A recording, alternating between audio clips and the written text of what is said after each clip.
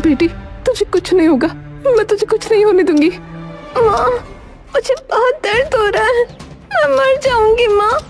मैं दर्द बर्दाश्त नहीं कर पा रही हूँ, मुझे अस्पताल ले चलो माँ। हम बस पहुंचने वाले मेरे बच्चे, बस थोड़ी देर और। थोड़ी देर बाद, डॉक्टर साहब देखिए ना, मेरी बेटी को क्या हो रहा है। देखिए, आप यहीं पर वेट कीजिए, हम इनका चेकअप करते हैं। डॉक्टर कमला की बेटी राधा का चेकअप करने लगते हैं। मैम, आपकी बेटी का कोलेस्ट्रॉल बहुत ज्यादा बढ़ा हुआ है। इतनी सी उम्र में कोलेस्ट्रॉल इतना बढ़ना कोई आम बात नहीं है। डॉक्टर राधा का इलाज शुरू करते हैं। कमला अपनी बेटी के इलाज में बहुत सारा पैसा लगाती है। कुछ समय बाद डॉक्टर अचानक कमला के पास आकर कहते हैं, देखिए, बड़े दुख के साथ कहना पड़ रहा है, लेकिन हम आपकी बेटी को बचा नहीं पाए, माफ कीजिएगा। डॉक्टर की ये बात सुनते ही कमला के पैरों तले जमीन खिसक जाती है। ऐसा कैसे हो सकता है?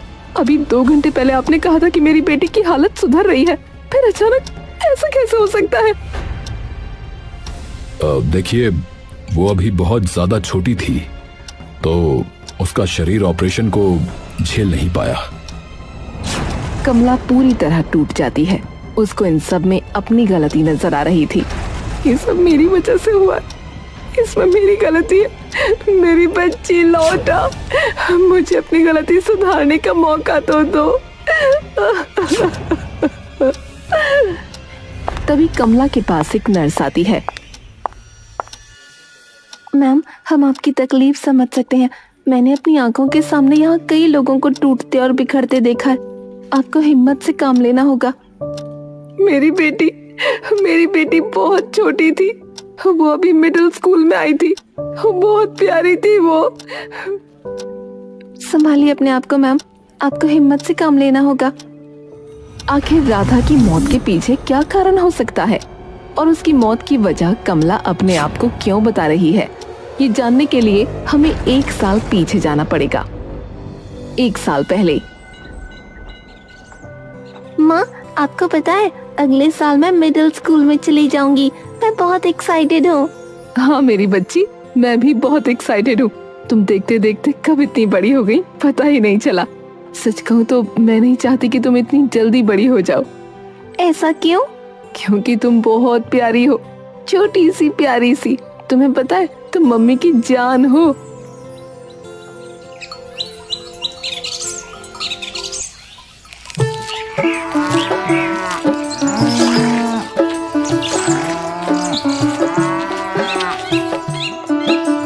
तभी दरवाजे पर किसी ने दस्तक दी। अरे कमला, जरा 1 किलो घी का जार दे दे, मेरे घर पर घी खत्म हो गया है।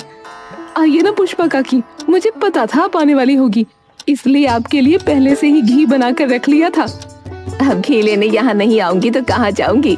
पूरा गांव जानता है कि तू घी में कोई मिलावट नहीं करती। अब हम तुझसे घी नहीं लेंगे तो किससे लेंगे? ये लीजिए आपके घी का जार। हाँ दे दे, इसके पैसे तुझे मैं बाद में दूंगी। लेकिन काकी, आपने मुझे पिछले महीने के भी पैसे अभी तक नहीं दिए। नहीं दिए? कैसी बात कर रही है? मुझे तो याद नहीं, मेरे हिसाब से मैंने पैसे दे दिए थे। नहीं दिए थे काकी, अगर दिए होते तो मैं ऐसा क्यों कहती? अरे क्या पता, तेरा मुझसे दोबारा पैसे लेने का मन हो। आप कैसी बातें कर रही हैं? देखिए, मैंने कॉपी में भी लिखा था, अगर आपने दिए होते तो मैं यहाँ से काट देती ना। हाँ ठीक है, मैं दोबारा दे दूंगी। ऐसा कहकर पुष्पा वहाँ से चली जाती है। कमला के घर के बाहर उसे गांव की दूसरी औरत बीनू मिलती है। क्या बात है पुष्पा बहन, बड़ी नाराज होकर निकल रही हो? अरे क्या बताऊं, पिछले महीने घी के पैसे दे चुकी कमला को, कह रही है नहीं दिए, अब दोबारा देने पड़ेंगे। अच्छा ऐसी बात है, ठीक है मैं चलती हूँ। दरवाजे पर खड़ी कमला सारी बातें सुन रही थी। वो उदास हो जाती है। माँ, आप ऐसे लोगों को घी बेचती ही क्यों हो? इनका हर महीने का यही ड्रामा है, पैसे देती नहीं और कहती हैं दिए हैं। ऐसे नहीं बोलते बेटी, बड़ी है वो तुमसे। माफ करना माँ, लेकिन ऐसे लोगों की इज्जत मैं नहीं कर पाऊंगी, मुझसे ना होगा। कमला के साथ लोग ऐसा ही करते थे, उसे कोई भी समय पर पैसे नहीं देता था। समय से पैसे न मिलने के कारण कमला बहुत परेशान रहती थी।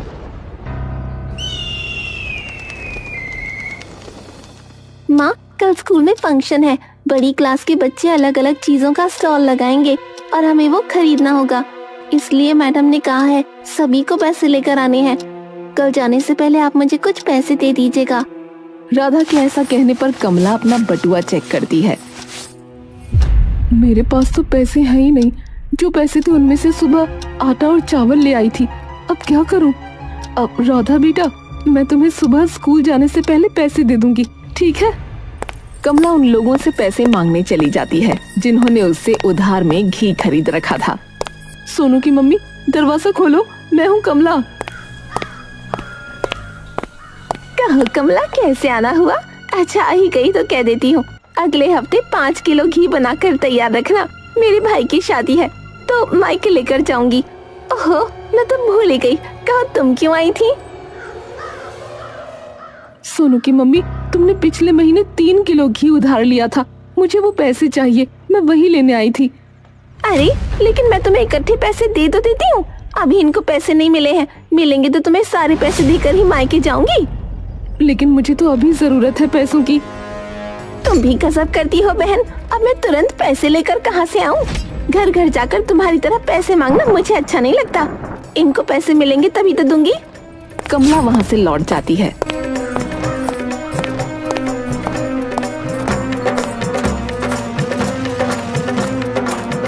वो कई घरों में जाती है लेकिन उसको अपने पैसे कहीं से नहीं मिलते।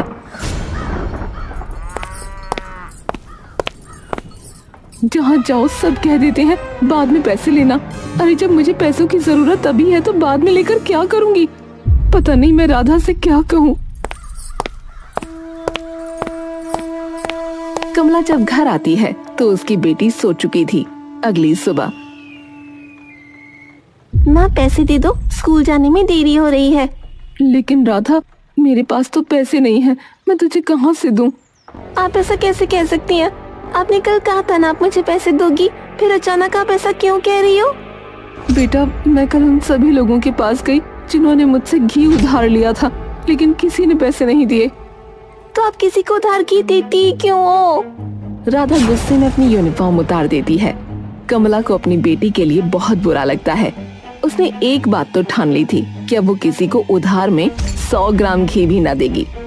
वो अपने घर के बाहर एक पर्चा चिपका देती है जिस पर लिखा था, आज से उधार बिल्कुल बंद। अरे तुम लोगों ने सुना? कमला ने उधार में घी देना बंद कर दिया है। अब वो सिर्फ नगद पैसे लेकर ही घी देती है। अरे बात बस इतनी सी है। सब लोगों ने उसके घी की तारीफ कर करके उसके भाव बढ़ा दिए हैं, और कोई बात ना है। हाँ पुष्पा काकी, तुम्हारी बात बिल्कुल सही है। बाजार में सब्जी लेते हुए सभी कमला की बुराई कर रहे थे। तभी अचानक से कमला वहां आ जाती है। क्या हो गया? मुझे देखकर आप लोग चुप क्यों हो गई? मेरे बारे में चर्चा हो रही थी क्या? वैसे पुष्पा काकी, 2 किलो घी के पैसे मुझे आज ही चाहिए, वरना मैं आपको घी ना दूंगी। और सोनू की मम्मी, तुम्हारे पति को अब तक तो सैलरी मिल ही गई होगी ना, तभी तो बाजार में खरीदारी कर रही हो। लाओ, लगे हाथ मुझे भी पैसे दे दो। तुम भी गजब करती हो कमला बहन। ऐसा लगता है जैसे हम तुम्हारे पैसे लेकर भाग रहे हैं। ये लो, रखो अपने पैसे।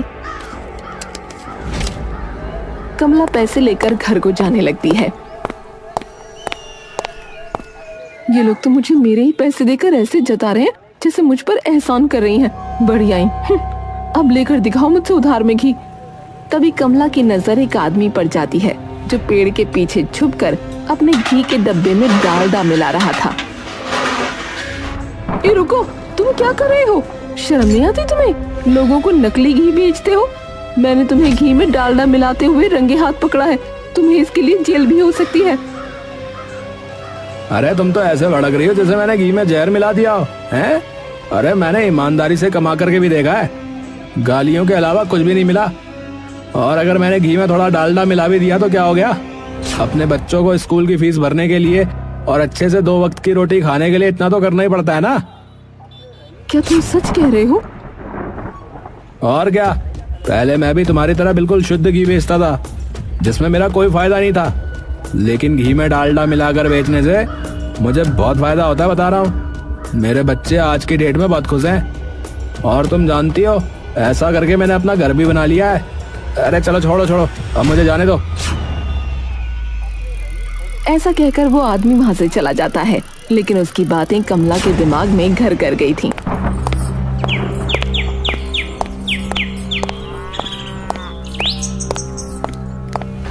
वो घर पहुंची, लेकिन अभी भी उसके दिमाग में वही सब चल रहा था। वो अपनी बेटी का चेहरा देखती है, जो स्कूल न जाने के कारण बहुत उदास थी। मैंने भी बहुत ईमानदारी दिखा ली, कोई फायदा नहीं होता। और फिर मैं किसके लिए ईमानदार रहूं? इन गांव वालों के लिए, जो पीठ पीछे मेरी लाखों बुराइयां करते हैं, ऊपर से पैसे भी समय पर नहीं देते। किसी ने सही ही कहा है, जब घी सीधी उंगली से न निकले तो उंगली टेढ़ी करनी चाहिए। फिर क्या था, कमला ने अपने घी में ढेर सारा डालडा मिला दिया और दाम भी थोड़े से कम कर दिए। अरे बहन देख, कमला ने तो घी के दाम कम कर दिए। लगता है कल सबकी बातें सुनकर अकल ठिकाने आ गई। चलो अच्छा है, हमें सस्ते में बढ़िया घी मिल रहा है। कमला बहन, मुझे 1 किलो घी चाहिए, तुम्हारे पास होगा? अरे तुम उसकी फिक्र मत करो, मेरे पास बहुत सारा घी है। तुम्हें क्या 5 किलो भी ले सकती हो, लेकिन याद रहे पैसे मुझे हाथों हाथ चाहिए। हाँ हाँ ठीक है, पैसे तुम्हें हाथों हाथ मिल जाएंगे।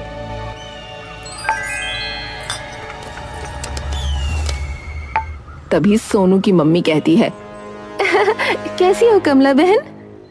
कितना घी चाहिए जल्दी बताओ, मेरे पास समय ना है। अरे अपने गांव के लोगों का हालचाल पूछना चाहिए, व्यवहार बना रहता है।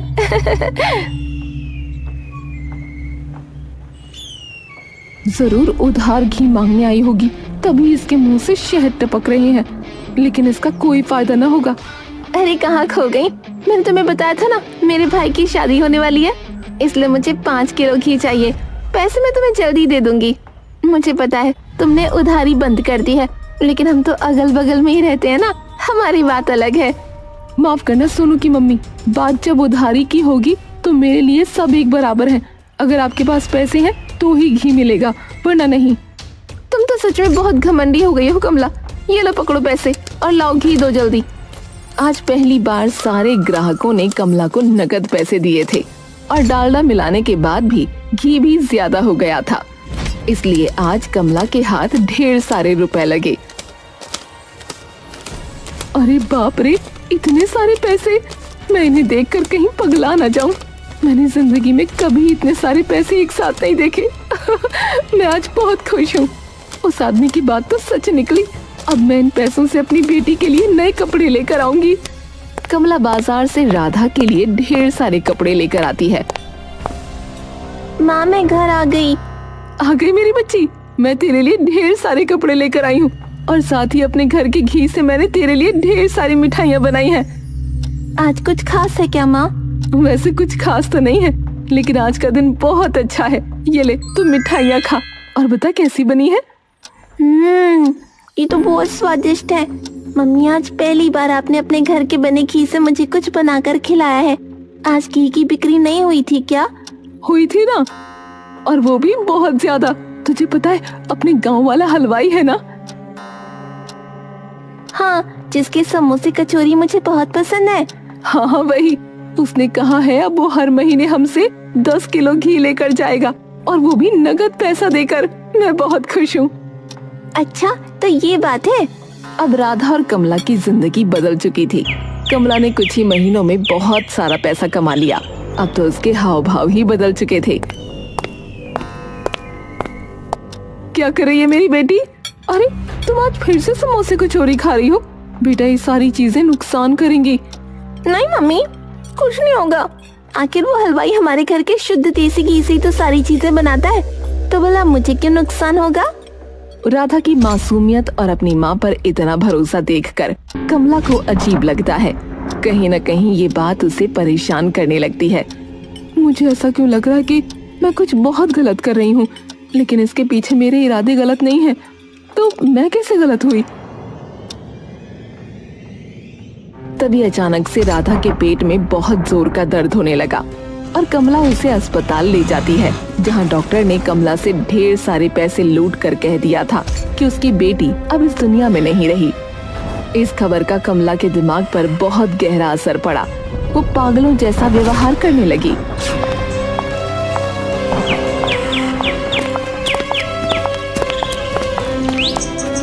मैंने अपनी बेटी को मार डाला, इन हाथों से मैंने अपनी बेटी को मार डाला। मुझे जिंदा रहने का कोई हक नहीं। मैं मर जाऊंगी, मैं मर जाऊंगी। क्या करने जा रही हो कमला बहन? इस तरह खुदकुशी करना समस्या का समाधान न होता। तुम्हें हिम्मत से काम लेना होगा। मुझे पता है संतान को खोने का दुख बहुत बड़ा होता है, लेकिन तुम्हें इस सच को अपनाना होगा। मुझे मर जाने दो, मर जाने दो मुझे। मैंने इन्हीं हाथों से अपनी बेटी को मार डाला है। मैं खूनी हूँ। तुम्हारी बेटी को बीमारी हो गई थी, इसलिए वो मर गई। तुमने ना मारा। नहीं, मैंने ही मारा है उसे। वो जिस दुकान से रोज समोसे कचौरी खाती थी, वो दुकान वाला घी लेकर जाता था। मैंने घी में डालडा मिलाया था, वो भी बहुत गंदा वाला। जल्दी पैसा कमाने के चक्कर में मैंने अपनी बेटी को मार डाला।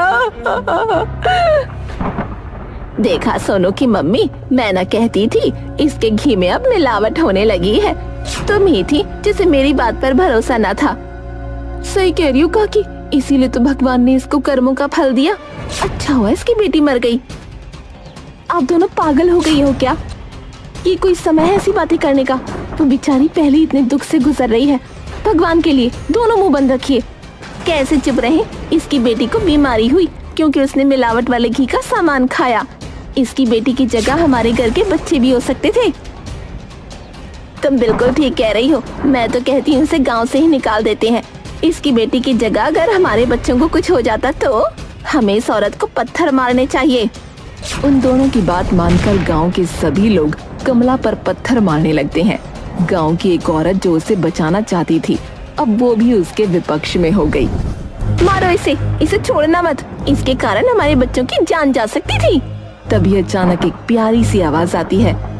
रुक जाओ, मेरी माँ को कुछ मत करो। मेरी माँ ने कुछ नहीं किया है। भगवान के लिए इसे छोड़ दो। भूत, भागो भागो, ये हमें मारने आई है। मैं भूत नहीं हूँ। सच तो यह है कि मैं मरी ही नहीं थी। वो अस्पताल के डॉक्टर, उन लोगों ने झूठ कहा। मुझे कोई बीमारी नहीं हुई है, बस बाहर का ज्यादा खाने की वजह से थोड़ा इन्फेक्शन हो गया था। मम्मी से पैसे लूटने के चक्कर में उन्होंने बीमारी बता दी।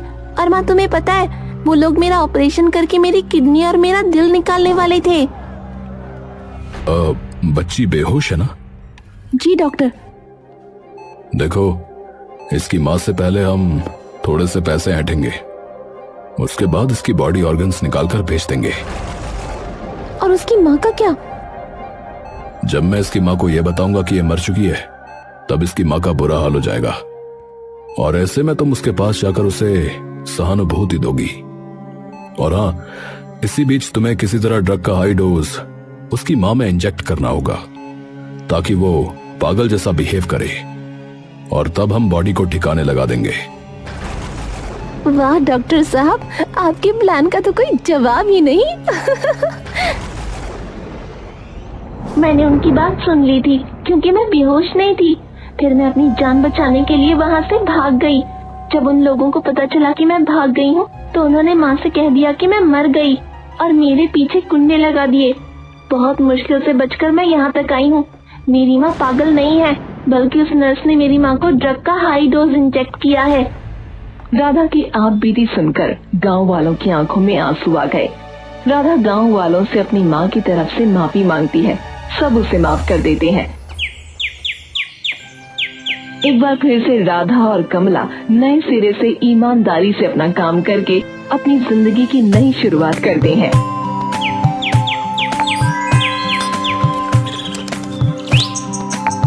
और खुशी खुशी अपना जीवन व्यतीत करने लगते हैं।